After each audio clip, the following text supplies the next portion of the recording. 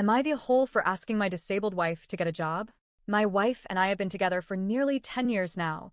Our anniversary is coming up soon, and for the vast majority of our relationship, 95% give or take. She hasn't held a traditional job. She's a licensed hairstylist and occasionally takes a client here or there, mostly just enough to buy her own gas or afford her medical weed. And for most of those years, I've been fine with that arrangement. She deals with chronic physical and mental health issues, including severe pain that stems from a largely sedentary lifestyle, and she's been in physical therapy on and off for years. There has been progress, but we're still not at a place where she's self-sufficient. I never entered this marriage expecting a 50-50 split financially. I knew I'd be carrying the lion's share, and I accepted that. I still do. But over the last few years, things have gotten bad. Like, seriously bad. Almost 3 years ago, I lost a significant portion of my income. We were on the brink of losing the house and both cars. In response, I picked up 2 jobs. For a long time, I was working over 100 hours a week just to keep our heads above water. I was barely sleeping. I was constantly exhausted. I stopped seeing my friends, stopped having hobbies, stopped doing anything but working and surviving. These days, things have slightly improved, and I'm down to around 60 hours a week, but the exhaustion hasn't gone away.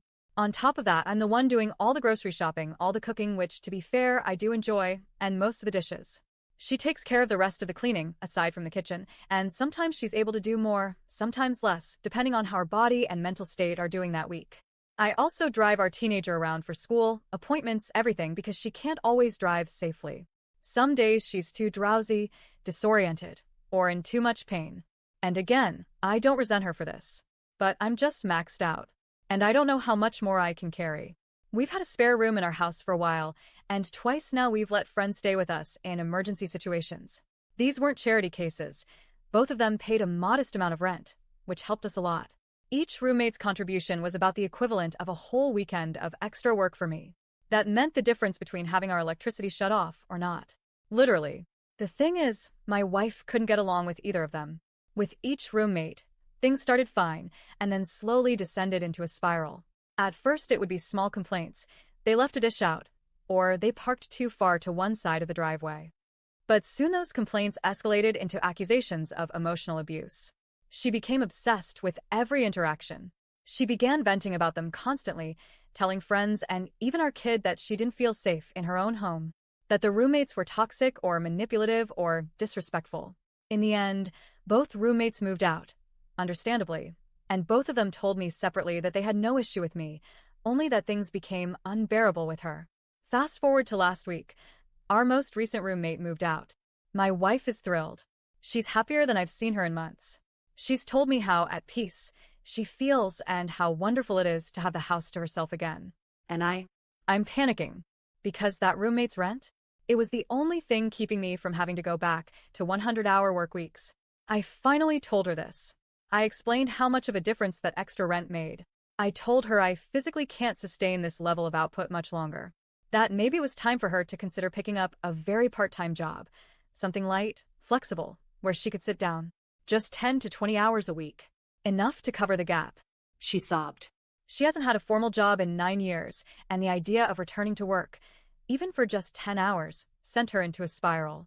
She asked through tears, "So you expect me to be abused in my own home just because they're paying rent? What if they were hitting me? Is my emotional safety not a priority to you, as my husband?" I tried to explain gently that this wasn't about safety or abuse, that this was about survival, that we are dangerously close to not making it financially, that her feelings do matter, but so does the reality that bills need to be paid. She told me she's afraid. Afraid that even if she does all the things I'm asking, sees specialists for her chronic pain, treats her sleep problems, she might have narcolepsy, gets dental care, works through trauma and therapy, it still might not be enough. That she'll still fall short, still disappoint me, still be a burden. She asked me, "What will ever be enough for you?" And that broke me, because the truth is, I don't know. I don't want her to work through pain. I don't want her to force herself into some grueling job she can't manage. What I do want is for her to really try to take care of herself. Not just for me, but for her. Because right now, I feel like I'm taking care of all 3 of us. Me, her, and our kid. And I'm barely keeping it together. She resents me for not defending her when the roommate conflicts happened. I'll be honest. Confrontation is not my strong suit. I'm in therapy now, learning to express myself and stand up for my needs. But for years, I put my feelings last. I bottled them up so I could prioritize hers. And now I'm running on empty. I asked her to try a part-time job. I asked her to help with our shared burden in the only way I can think of that might lighten my load, not even permanently, just enough to give me a breather. She cried and said she felt like I'd stopped caring about her needs.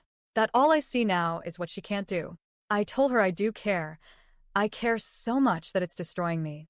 So, am I the a-hole for asking her to work a few hours a week when she says she physically and emotionally can't?